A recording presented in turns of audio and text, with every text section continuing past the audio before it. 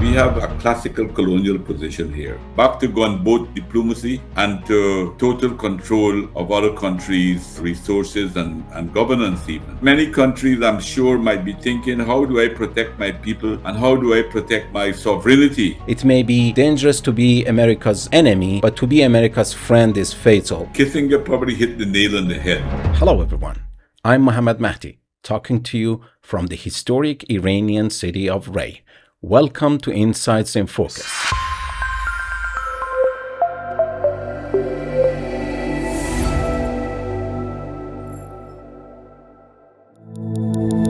On this episode, we're going to talk about one of the latest US attacks on international law. And since these happen all too often, you may ask which one. I'm talking about the one involving the bombing and the invasion of Venezuela on abduction of its president, Nicolas Maduro. We have a very special guest, a distinguished politician from Guyana, Venezuela's eastern neighbor, and he is no ordinary politician. He has been outspoken against the US-Israeli genocide in Gaza and, of course, strongly opposed to the recent US attacks on Venezuela on abduction of its president. And this is specifically significant knowing that Guyana and Venezuela have been at odds over territorial claims. So now let me welcome His Excellency, former President of Guyana, Donald Ramotar.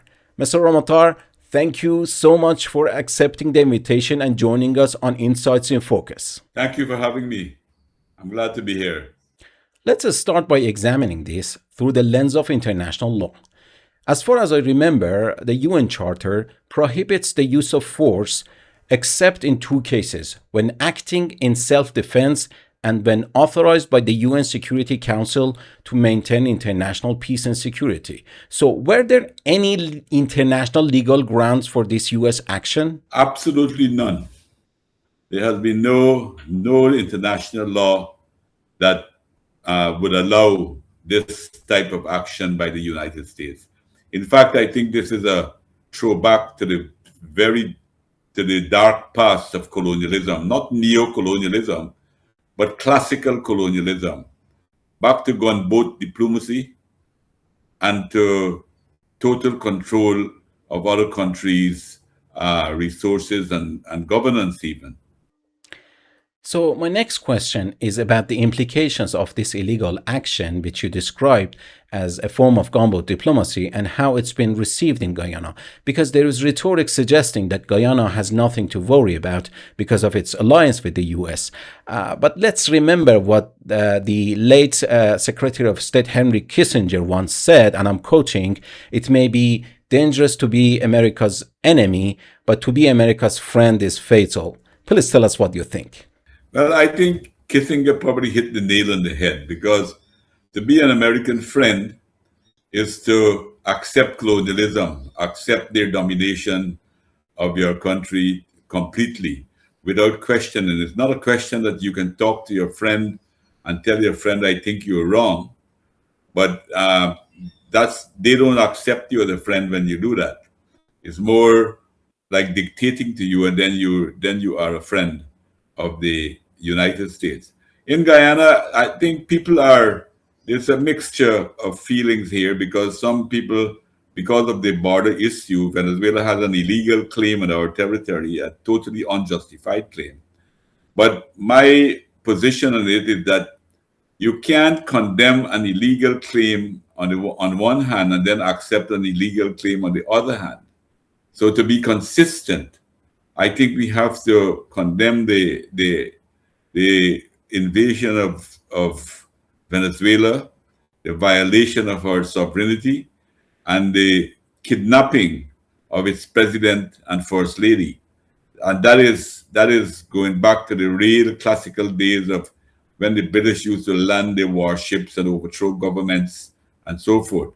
So that is what is actually taking place by the United States. And then what they have announced even up to this morning about Venezuela having to buy all their goods from them and sell their goods to them, and they determine all of these things, is just going back to the 19th century type of colonialism that was experienced in this part of the world. So I think it's a very dangerous thing. There are other terribly implications, I believe, to what is happening, because I think it is telling countries. I think it can cause some very dangerous development. It can cause a proliferation of weapons of mass destruction, including nuclear weapons, because many countries, I'm sure, might be thinking, how do I protect my people, and how do I protect my my sovereignty if a powerful country, the most powerful country in the world, the most powerful country the world has ever seen, decide that they want to come to, because they don't like your government, because they don't like your face, or because they want your resources. How do you protect it? So that is one of the dangers, and that is, to me, the most dangerous the most dangerous tendency that I see that can develop out of this. Because all my life I have been fighting for disarmament, for nuclear disarmament first, and then later on complete disarmament. But this is not this is going to spread the whole question of disarmament, of armaments.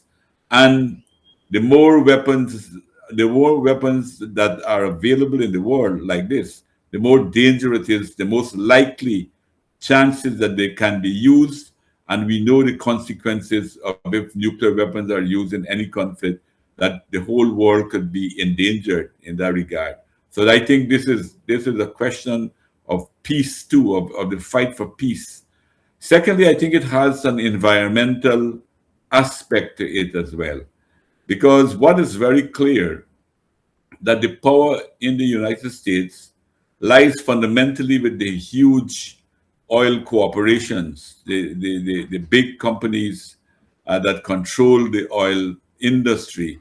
Those are the countries that the Trump administration seems to be governing for. And they we know that there was one trade unionist from England in the 19th century who once said that if you give a capitalist, if you guarantee him 300% of profit, there is not a crime that he will not commit, even at the danger of him being hanged, that in order to get that 300% profit. But we know now that profits are well beyond 300%. And if they are in power, then they are going to try to sabotage any type of alternative form of energy, or clean energy in particular, so that they can continue to make maximum profit. So that's the other danger that I think that can emerge from this this action that took place last Saturday in Venezuela. So I think it's a real tragedy for our world, and I think the peaceful and democratic forces all over the world got a responsibility to raise their voices at this time. Now let's talk about the charges. The US administration has charged President Maduro with smuggling drugs into their country, and yet many expert reports suggest that these claims have no basis in reality. Setting aside the obvious question of jurisdiction here, could you please tell us what your assessment is regarding these claims? I would say it would have been so comic had it not been so tragic, because it is very clear. The United Nations report on drug trafficking for 2025 mentioned Venezuela only once, saying that a small amount of drug passes through Venezuela on the way to Europe and North America. The European Union's report in 2025 on drug trafficking did not even mention Venezuela at all. And everyone knows that Venezuela don't produce drugs, that some of these things are transshipped through there. So that is totally, totally untrue. But if the American government was so strong against the drug trafficking, then they could deal with it, the demand for the drugs, which is mainly in the United States. And they should do something about the demand, so in order to curb the drug trade. That would be far more than what they're doing, spending a lot of money to go into countries and to fight the drug trade.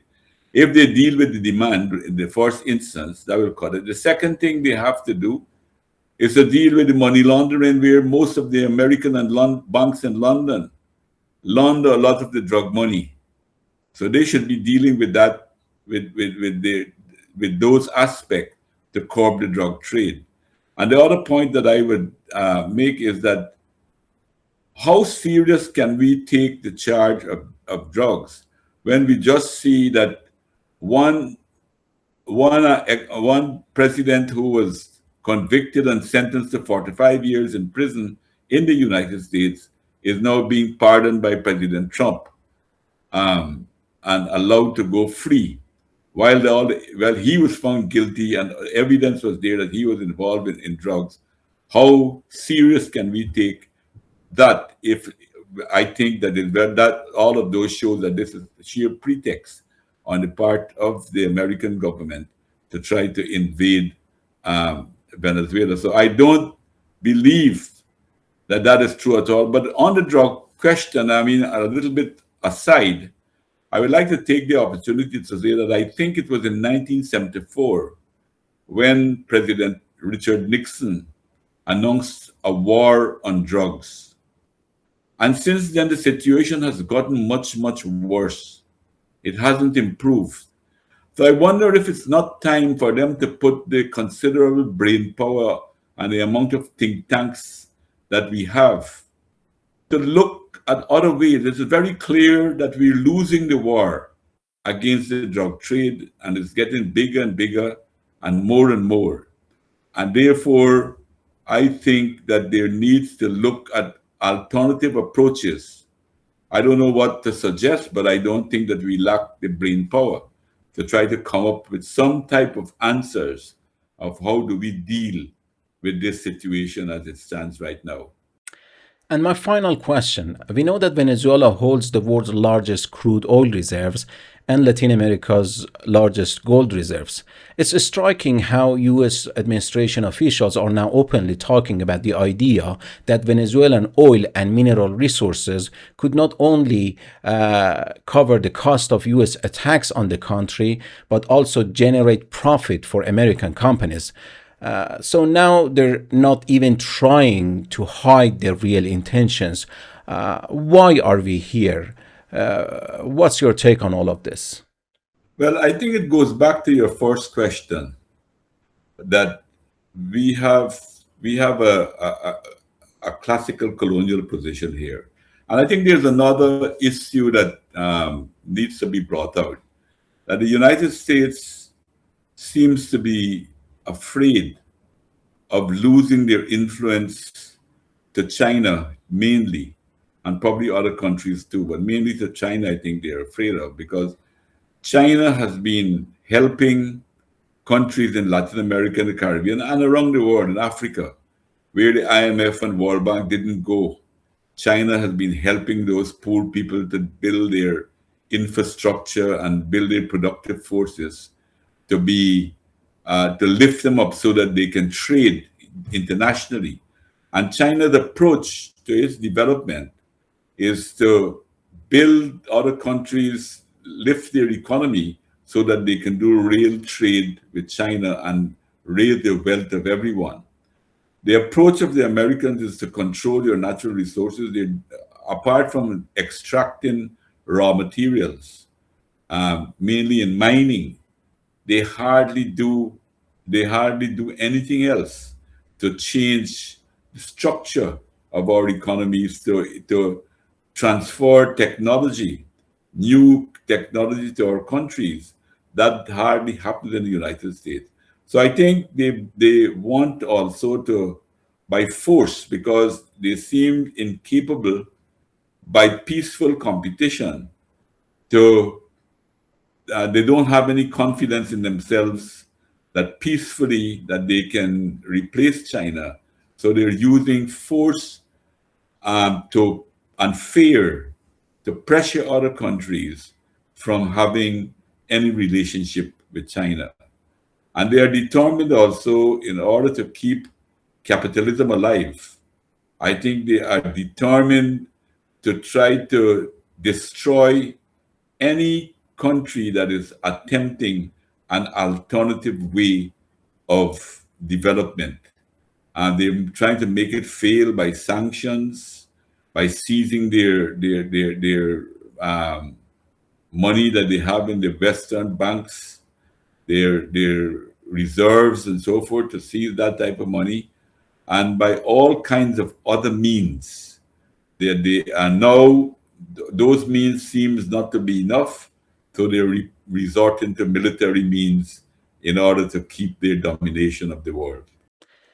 Mr. Ramotar, thank you once again for joining us and sharing your valuable expertise with our audience. Thank you for having me. And to you, our viewers, if you liked what you just watched, don't forget to subscribe. Stay curious, stay engaged. Until next time.